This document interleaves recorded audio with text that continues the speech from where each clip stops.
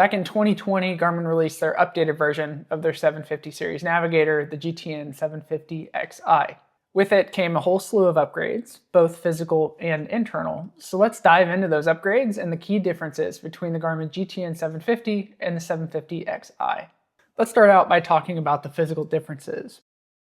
The first difference, and probably the most notable, is the improvement in screen resolution. The legacy GTN 750 has a screen resolution of 134 dots per inch. The new GTN 750Xi has a screen resolution of 187 dots per inch. That's a 39% improvement. So although it's far from your 4K TV, this improvement does make quite a substantial change on the 6.9-inch screen. Comes in especially handy for if you've got a weather cell that you're trying to look into at greater detail. It makes it just a little bit easier than on its predecessor. The second physical difference is the change in location of the physical home button. If you remember on the legacy 750, the home button was on the top right-hand side of the screen, whereas now they've moved it down to where it's right above the lower right knob. In this case, you can activate the lower right knob, the Direct To button, and the home button all within the same vicinity, so you don't need to reach around anymore. It's just one of those small, minuscule steps that Garmin made to make the pilot workflow that much more efficient. The last physical improvement to the 750Xi is not one that you can see, but one you can feel. The 750Xi is substantially lighter than its predecessor. The GTN 750 weighed in at 9.3 pounds, whereas the 750Xi weighs in at 7.1.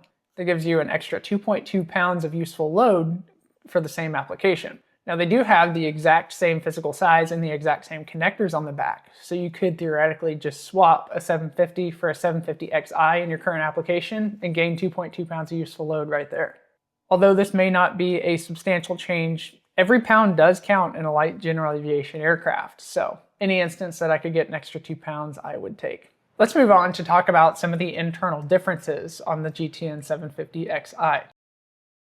The first difference is the fact that the Xi series navigator has a dual processor.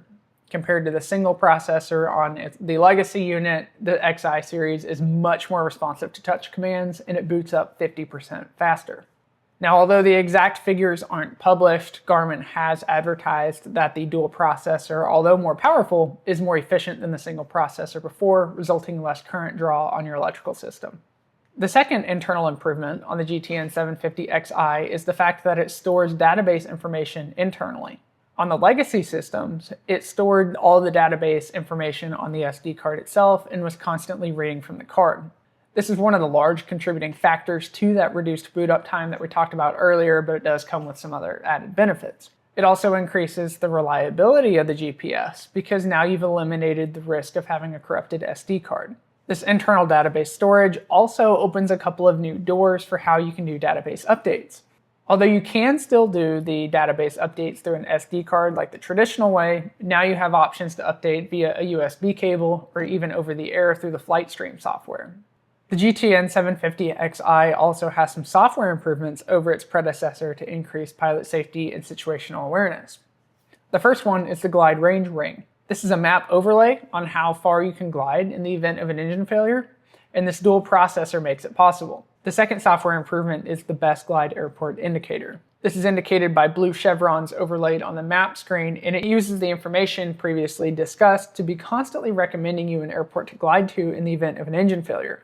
The third software improvement is the addition of the Smart Glide feature, which is the holy grail when it comes to aviation safety. When activated, Smart Glide will automatically create and load a flight plan to help you glide to the nearest airport in the event of an engine failure.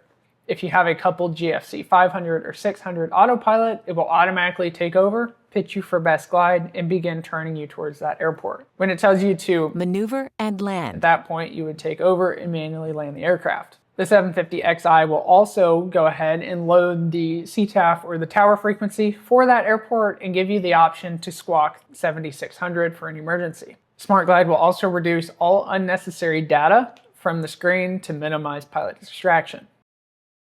And lastly, the GTN 750Xi allows for extended compatibility with other avionics. In the range of PFDs, it allows for G500 and 600 TXi integration from Garmin, G3X Touch integration, and it still supports the Garmin legacy and third-party PFDs as well, just with reduced compatibility. This unit also supports faster autopilot response when coupled with Garmin autopilot systems, specifically GFC 500 and 600. So you'll notice it being more reactive than say when it's paired to a legacy GTN 750. Now the GTN 750Xi does still support third-party autopilot systems, but you have reduced compatibility with non-Garmin systems, specifically with SmartGlide. A couple of minor additions to the 750Xi is going to be Garmin's TargetTrend system, which is like relative vectors for the traffic, as well as terminal traffic, which shows ground-based traffic overlaid on taxiways. Now, the 750Xi is still compatible with various applications, third-party devices such as storm scopes, onboard radars, mobile devices, transponders, and audio panels. So with that information, I hope I've convinced you that the GTN 750Xi is a pretty incredible GPS unit. If you have one of the older GTN 750s, are you considering upgrading to an Xi unit? Let me know in the comments below. Thanks for watching this video till the end. I hope you guys fly safe, and we'll see you in the next one.